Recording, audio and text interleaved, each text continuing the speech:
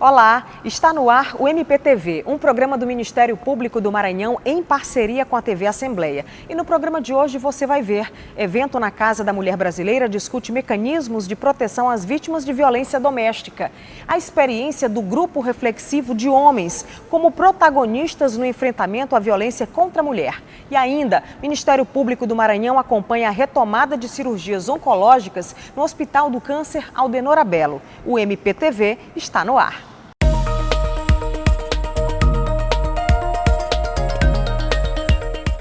Paralisadas desde o dia 2 de outubro, foram retomadas na semana passada as cirurgias oncológicas no Hospital do Câncer Aldenor Abelo.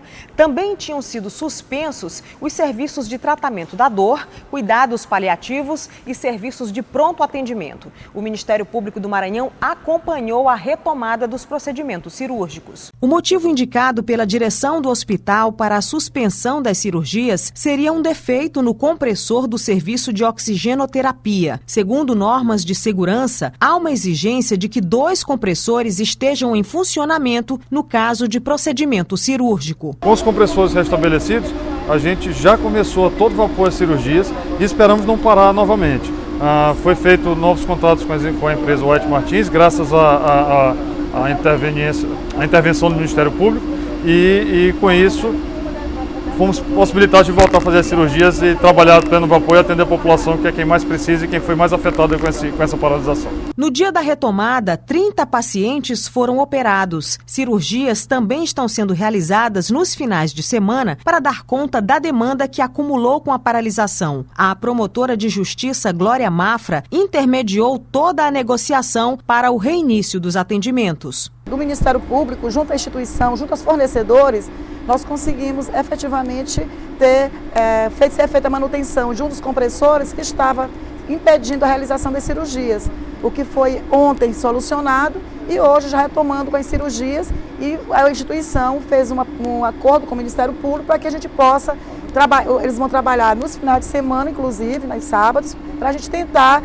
essa demanda que está reprimida, tentar conter e tentar realmente amenizar essa demanda de cirurgias que ficaram reprimidas por conta da suspensão. As promotorias de justiça especializadas em fundações e entidades de interesse social e a 22ª Promotoria de Justiça especializada na defesa da mulher realizaram na semana passada, na Casa da Mulher Brasileira, no Jaracati, um evento para discutir os mecanismos de proteção às vítimas de violência doméstica.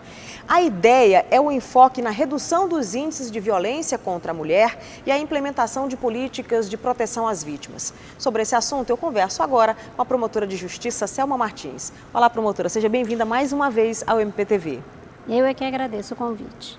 Promotora, qual foi a ideia, qual foi o objetivo da realização desse evento lá na Casa da Mulher Brasileira? O nome do projeto era Conhecendo a Casa da Mulher Brasileira. Por quê? Nós ainda estamos distantes da população. E o que nós queremos com isso? Ir aonde o povo está. É o Ministério Público chegando junto a essas comunidades. Então, numa conversa com a doutora Doraci, nós chegamos à seguinte conclusão: como é que a gente faz para divulgar a Casa da Mulher Brasileira?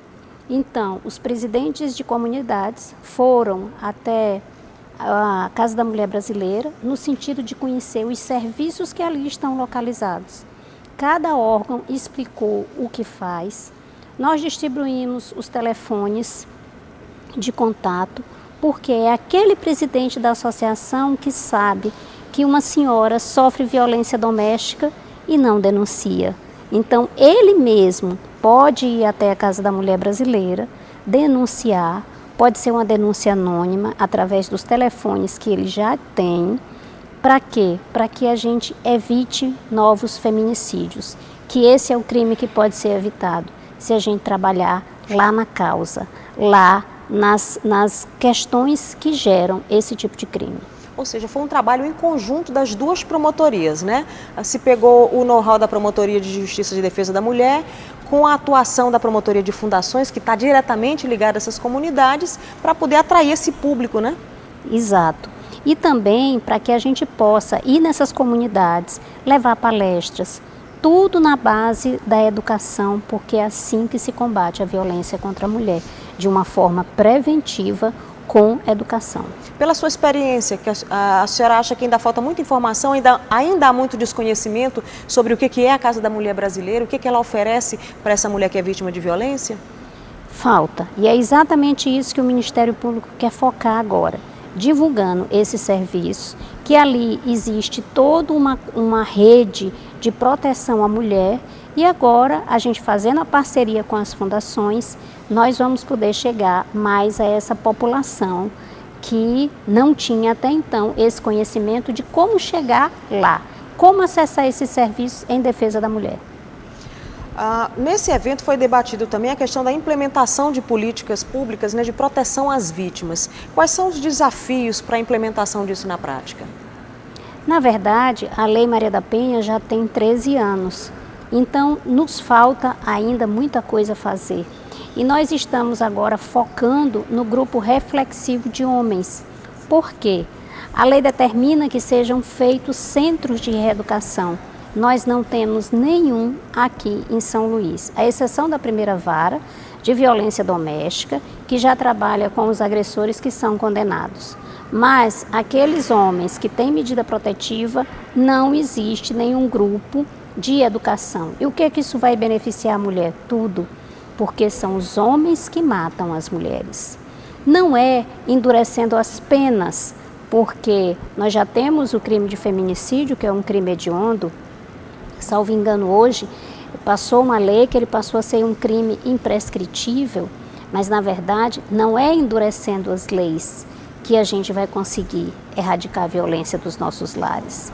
É fazendo essa parte de prevenção. E é isso que o Ministério Público quer agora, ladeado com a promotoria das fundações. Então, na sua avaliação, a prática punitiva aplicada pelo direito penal brasileiro não tem muito impacto na questão da reincidência da violência contra a mulher, né? Não, porque eles não temem. Tanto é que a 3x4 uma mulher é assassinada.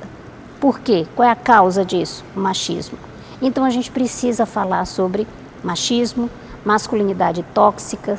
E em outros estados, nós temos um índice de reincidência zero, onde esses programas já funcionam, exemplo do Rio Grande do Norte, que a doutora Érica Veras veio aqui fazer a capacitação.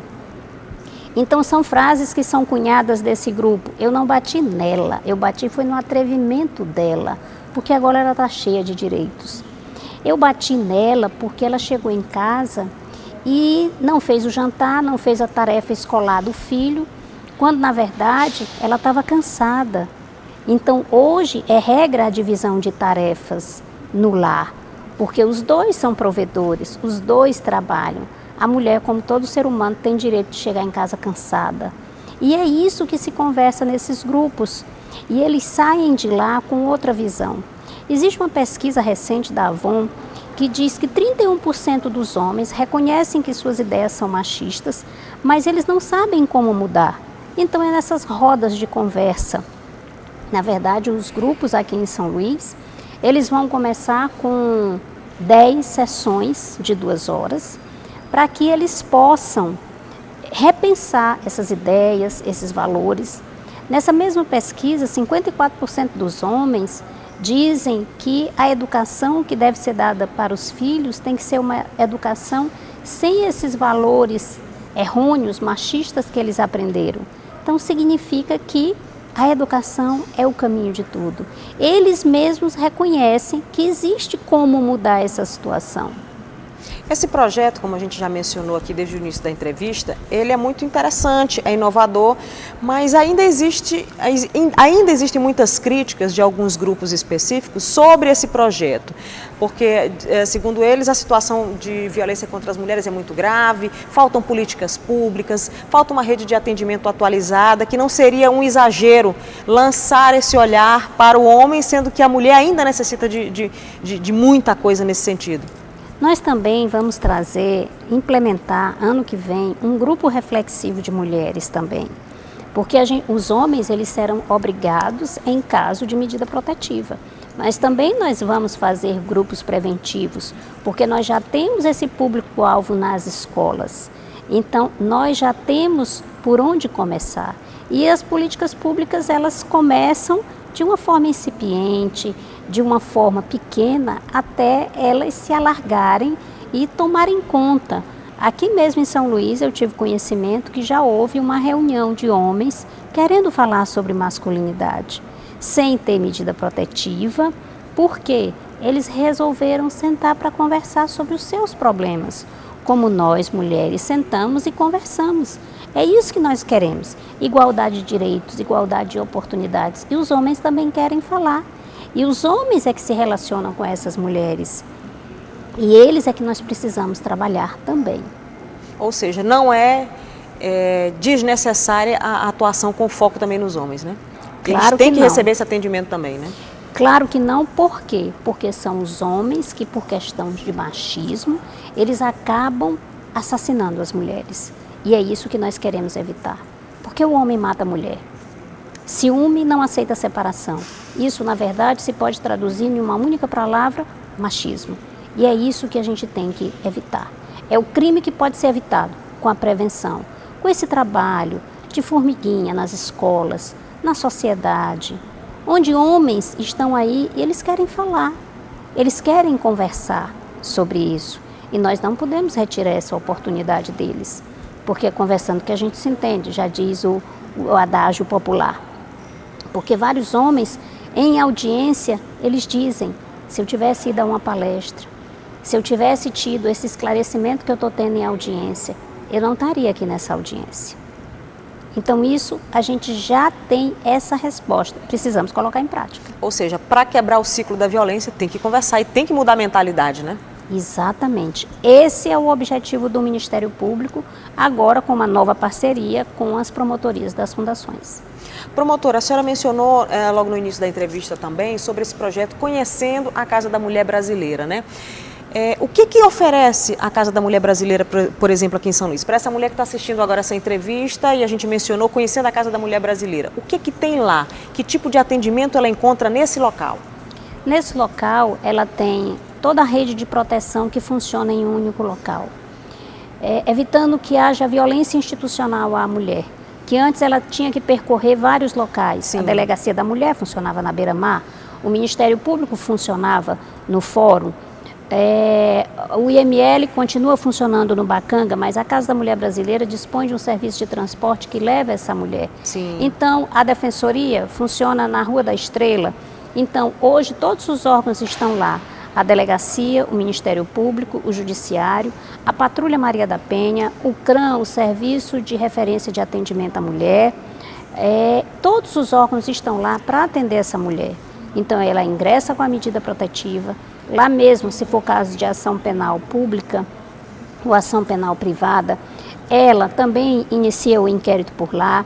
Aí tem também a Defensoria, que vai fazer a parte da dissolução de sociedade de fato, ou ação de divórcio, alimentos, partilha de bens, regulamentação de visita. Tem o Ministério Público, que funciona como fiscal da lei em todas essas ações das medidas protetivas. Em caso de descumprimento, ela aciona a Patrulha Maria da Penha, o Ministério Público, o Judiciário. Lá também nós temos uma casa de passagem, quando ela está em situação de risco e ela é alojada em outro local, que é na Casa Abrigo, onde lá ela tem toda a segurança. Então, o que nós queremos com isso? Que essa mulher saiba o que funciona na Casa da Mulher Brasileira, como acessar esses serviços. E geralmente nessas comunidades, elas vão atrás do líder comunitário. Sim. O líder comunitário, o presidente da associação, é que informa para ela como ela deve proceder, como ela deve agir. Então agora eles já estão com esse link direto com todas as instituições que trabalham ali, unidas, para resguardar o direito dessas mulheres, que elas tenham dignidade e possam viver uma vida sem violência. Aumentou muito aqui em São Luís a expedição de medidas protetivas? Em regra, nós temos 10 medidas protetivas por dia. Ao longo da semana, então, nós temos 50 medidas protetivas. No final de semana, nós temos 30 medidas protetivas. 80 medidas protetivas em regra. Em regra, o Ministério Público recebe 100 medidas protetivas dia, para que a gente possa fazer essa fiscalização. Porque hoje ficou tudo mais fácil, que é o processo judicial eletrônico. Então, não existe, você não precisa se deslocar, você dá entrada pela internet. Então, enquanto a gente está dormindo, tem advogado peticionando contestação, tem advogado fazendo pedido. O próprio Ministério Público, depois das 18 horas, a gente continua também trabalhando em casos de necessidade de urgência, porque o expediente do Ministério Público encerra às 18 horas, mas em continuidade tem tanto o Ministério Público como a Defensoria e o Judiciário continuam no plantão, que funciona também para medida protetiva. A Delegacia da Mulher funciona no regime de 24 horas, todos os dias. Então a mulher tem um serviço a seu dispor durante todas as horas. Salva vidas, uma medida protetiva. Medidas protetivas salvam vidas. Isso nós não temos dúvidas, porque o número de processos que nós temos atualmente, 6.000 processos, 6.000 mulheres não foram mortas. Então há uma relação direta com esse número de medidas protetivas e com o número de mortes, né? Sim, porque a medida protetiva, ela faz com que o agressor, ele suspenda qualquer tipo de ideia de matar a mulher, porque ele sabe que existe toda uma rede de proteção envolvendo essa mulher. Ok. Promotora de Justiça Selma Martins, muito obrigada pelos esclarecimentos aqui no MPTV. O Ministério Público é que agradece. No próximo bloco, vamos continuar falando sobre violência doméstica, mas agora com o foco no grupo reflexivo de homens. É um instante só.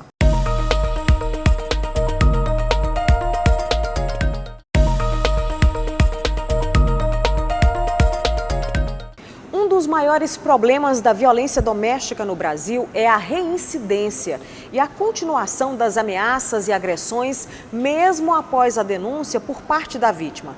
A Lei Maria da Penha prevê a criação de grupos reflexivos. A ideia é incluir os homens autores de violência doméstica e familiar como protagonistas no enfrentamento à violência doméstica. Sobre esse assunto, eu converso agora com a psicóloga Denise Soares. Denise, seja bem-vinda ao MPTV. Eu que agradeço a oportunidade. Denise, qual a importância desse diálogo reflexivo no sentido de ressocializar os autores de violência contra a mulher? Bom, o diálogo ele é a base para qualquer relacionamento saudável, né? Eu digo relacionamento como um todo, relacionamento familiar, relacionamento no trabalho, relacionamento social. Então o diálogo ele acaba sendo uma ponte entre esse relacionamento, né? Então dialogar proporciona às pessoas elas discutirem sobre determinados assuntos, respeitarem a opinião do outro e nada mais justo do que utilizar isso com homens autores de violência doméstica, né?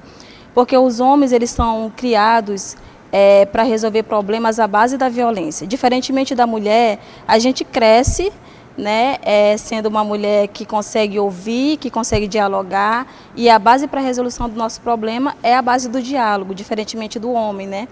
Porque geralmente uma mulher conversa com a outra, né, se aconselha, ela conta, ela desabafa. O homem ele é um pouco mais fechado, né? Isso, o homem ele não tem essa oportunidade, não foi desenvolvida essa capacidade de dialogar. Então o diálogo reflexivo ele vai proporcionar a este homem, dentro do grupo reflexivo para homens, um espaço de fala, onde ele poderá falar sobre suas emoções, seus sentimentos.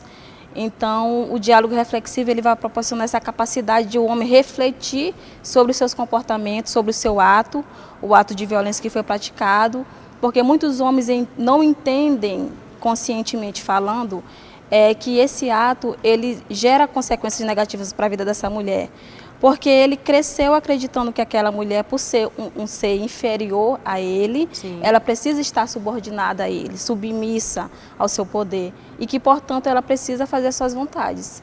Então, o diálogo reflexivo ele acaba trabalhando esse lado do homem, de conversar, de entender o outro, de compreender as decisões do outro, de aceitar a decisão do outro. Então é nessa base que o diálogo reflexivo ele tem esse impacto, né? De conversar mesmo, de entender o outro, aceitar, na verdade. Como é que é mais ou menos a dinâmica desses grupos? É como se fosse uma mesa redonda, tem a participação de psicólogos, como é que é essa dinâmica? Bom, primeiro o grupo ele vai ser, a nossa proposta, né, inicial vai ser composto por 15 homens que estão cumprindo a medida protetiva de urgência, então ele vai ser obrigado a participar do grupo reflexivo. Se ele estiver respondendo com uma medida protetiva para não se aproximar daquela mulher, ele tem a obrigação de participar, né? Exatamente. Vai ser colocado como obrigação na medida protetiva. Então ele vai ser encaminhado para esse grupo reflexivo. Serão mais ou menos, tem duração de 4 meses, serão 2 encontros a cada mês, então totalizam 8 encontros. A dinâmica é a seguinte, o grupo ele vai ser trabalhado vários temas pertinentes, né? Violência doméstica, masculinidade, feminismo, direito das mulheres, sexualidade, álcool e droga. Então, temas extremamente importantes para serem discutidos e desconstruir a violência, né? Porque a violência ela é naturalizada pela sociedade, principalmente por parte do homem. Reconstruir a masculinidade desse homem, então, é tão importante quanto ajudar uma mulher agredida, né? Exatamente, porque o impacto dessa reconstrução vai afetar diretamente a vida dessa mulher. Porque esse homem ele vai ter outros relacionamentos, né? Então, como que ele vai se relacionar? Se não tiver uma intervenção agora, né, através da medida protetiva, ele vai continuar sendo o autor de violência. Né? Então, acaba que o processo punitivo que a medida protetiva direciona a esse homem não vai ter um efeito tão, não é que seja duradouro, mas no futuro ele vai continuar praticando a violência. Então, nada melhor do que a gente ter uma intervenção agora, moldar o comportamento desse homem, fazer com que ele resolva o problema sem ser a base da violência e que ele dê um novo significado a um relacionamento. O que é um relacionamento saudável, né? Porque esse homem, autor de violência, ele não tem um relacionamento saudável, nem, eu digo, não só amoroso, como familiar. Ele não trata bem a sua irmã, não trata bem a sua mãe, sua amiga. Então, ele não é violento só no relacionamento amoroso. Ele pratica outros tipos de violência, no caso também a violência psicológica, com outras mulheres que fazem parte da sua vida. Então, a reconstrução dessa masculinidade vai proporcionar a esse homem ele viver em harmonia e proporcionar uma vida sem violência para as mulheres. Então, o impacto não vai ser só direcionado a essa mulher. É na família inteira, né? Isso, exatamente, como um todo, na sociedade. Porque o que vai ser desconstruído é a masculinidade que já é perpetuada há séculos, né? Aquela masculinidade onde o homem não pode chorar, onde o homem não pode expressar sentimentos, onde aquele bem cultural homem, mesmo, exatamente, né? Enraizado. A questão do grupo reflexivo é essa, o poder desse grupo. Desconstruir algo que já está enraizado na sociedade e que já tornou natural. O homem ser violento é naturalizado pela sociedade, né? Ele cresce acreditando nisso e resolve a base da briga, né? Não tem aquele diálogo, não tem aquela conversa, então acaba que aquilo ali é algo natural, ele não consegue ver outra forma de se comunicar. Uma das características do homem agressivo é justamente essa, né? Ele não tem aquela capacidade de resolução de problema. Justamente por isso. Era isso que eu ia te perguntar. Esse agressor, ele tem um perfil? Tem. Geralmente a gente entende que o agressor é aquele homem que anda armado, né? Que está brigando com todo mundo, que é descontrolado. Mas não, pode ser um motorista, um vigilante, um pai de família.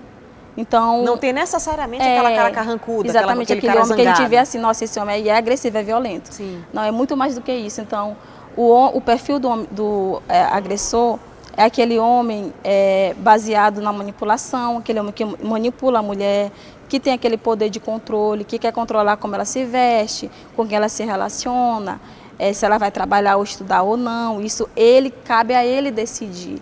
Ele então, tem aquele geralmente, controle. O homem que tem esse comportamento de manipular a forma dela se vestir, dela se calçar, dela sair, geralmente, ou consequentemente, lá na frente, ele comete a agressão física. Com certeza. Porque uma das questões de controle é o ciúme obsessivo, aquele homem que tem ciúme da mulher, de tudo que em torno dessa mulher. O modo como ela se veste, o modo como se ela relaciona. Então, esse controle é justamente esse ciúme obsessivo. Aquele homem também que não tem capacidade de resolução de problema. Aquele homem que tem uma visão distorcida de sexualidade, onde ele vê a mulher como ser inferior e ele justifica isso por base da violência. Sim. Aquele homem que já vem de um lar desajustado, onde ele cresceu em um lar que a violência perpetuava, né, as suas relações. Então tem esse perfil daquele homem agressivo com a palavra, aquele homem que distorce o modo como a mulher entende determinada situação, por exemplo. A mulher que fala, mas por que eu não posso sair com as minhas amigas? Mas essa amiga é uma má influência, ou essa amiga quer nos separar. Então a mulher vai começar a acreditar que aquilo ali pode ser verdade. Então a manipulação é utilizada muito, é um dos perfis do agressor. O homem que passa por um processo como esse, que eu chego a dizer que seria um processo de reconstrução mental, quer dizer, num grupo como esse, ele vai reaprender a pensar, deixando de lado a questão do machismo, do preconceito, ele vai ser reconstruído mentalmente. Um homem que passa por um processo como esse, que é um processo delicado, volta a cometer esse mesmo tipo de crime? Olha, de acordo com as pesquisas, porque esse grupo reflexivo, ele já é instalado em outros estados, né, do Brasil, como São Paulo, Minas Gerais, e as pesquisas dizem ao contrário, que não há reincidência na violência, né? Então, os homens que passaram pelo grupo reflexivo, eles não têm mais envolvimento, né, com violência doméstica. Então, é um ótimo resultado, né? Porque se não tem reincidência, é um grupo que deve ser desenvolvido, né, e trabalhado bastante, porque há uma significativa resolução da violência, o enfrentamento da violência, acaba que o homem sendo protagonista, né, de enfrentamento à violência. É preciso também conscientizar essa mulher que essa violência não é só aquela violência física, Exatamente. né? Porque muitas vezes a gente ouve uma ou outra dizer assim, ele não me bate, ele só bebe, mas ele não me bate, assim, faz algumas relações que a gente, se for analisar a vida dessa mulher, realmente ela tem seus direitos cerceados e muita coisa, né? Exatamente, até porque a sociedade em si, ela entende como violência a violência física porque fica marcas, tem como tu provar que tu foi violentada de alguma forma. A violência psicológica, que é uma das mais utilizadas, tanto no início... que causa tanto dano quanto a física, né? Tanto no início do relacionamento, ela não é entendida como violência, porque não deixa marcas visíveis, né? Mas as marcas são mentais, são emocionais. Essa mulher que sofre violência psicológica, aquela mulher que desenvolveu ansiedade, que desenvolveu depressão, transtorno pós-traumático, aquela mulher que não consegue mais se ver em outro relacionamento. Então o dano é muito prejudicial. É um dano que ela vai levar para a vida inteira se ela não tratar, né? Psicóloga Denise Soares, muito obrigada pela participação e pelos esclarecimentos aqui no MPTV. Eu que agradeço.